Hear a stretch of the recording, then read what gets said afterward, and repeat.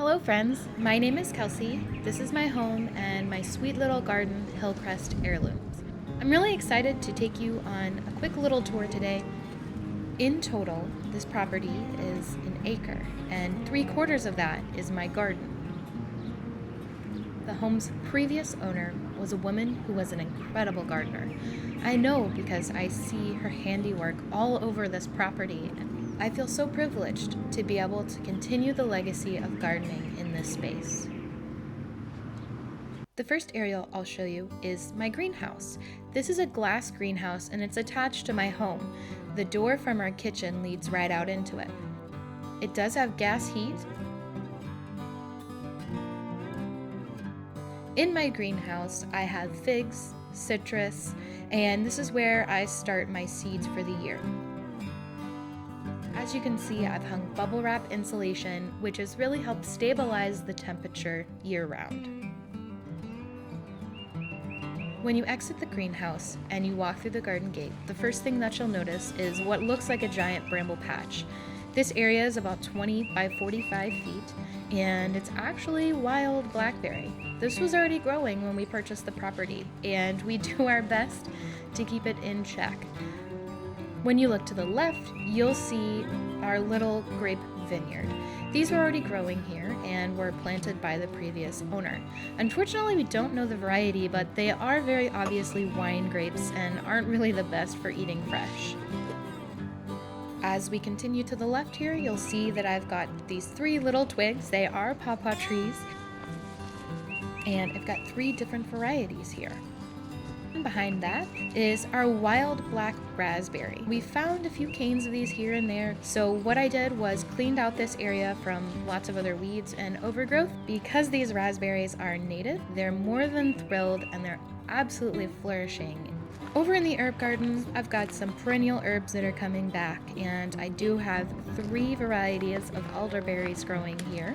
To create this space, I killed the grass off by using tarps and occultation, and then I put down cardboard and chip mulch. In this big pool area, I'm in the process of filling it with organic matter found on the property before topping it off with soil. One of my favorite established trees on the property is this stunning cherry tree. I'm really excited that I'm able to give you this tour while it's in full bloom. Of course, this was already growing on the property, and it's some sort of sour pie cherry. Going down the line of fruit trees here, we've got 3 varieties of apple, and I think we're down to 2 varieties of pear, as it looks like one tree didn't survive this winter. Just behind our little fruit orchard is an area I tarped off and seeded with wildflower seed. I'm not sure how well the wildflowers will do this year though, as the day after I seeded, I found a nice flock of birds feasting on all that seed I just put down. Growing down at the end here, I've got a mulberry. Really lucky to have this wild native plant we can harvest wonderful berries from. Another tree that grows here that I absolutely love is this redbud. And every spring, I look forward to the amazing pop of color that it gives before almost anything else in the garden. Last but not least, I have this really large area committed to my permanent raised bed system. Each bed is 30 inches wide, 50 feet long, with a 15-inch walkway on either side.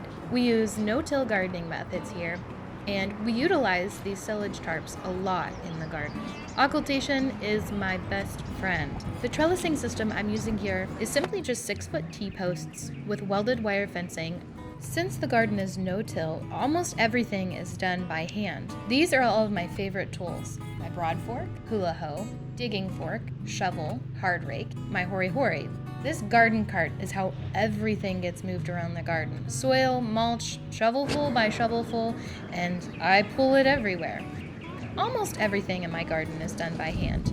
There's one exception, and it's one of my most prized tools. This beauty is my Jang 1-row manual seeder.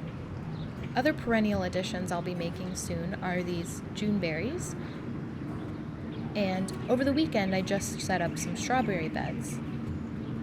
There are so many wild edible and medicinal plants that were already growing and thriving here. I sat down one day and tried to count up all the plants here that I could identify, and I was well over 100 species.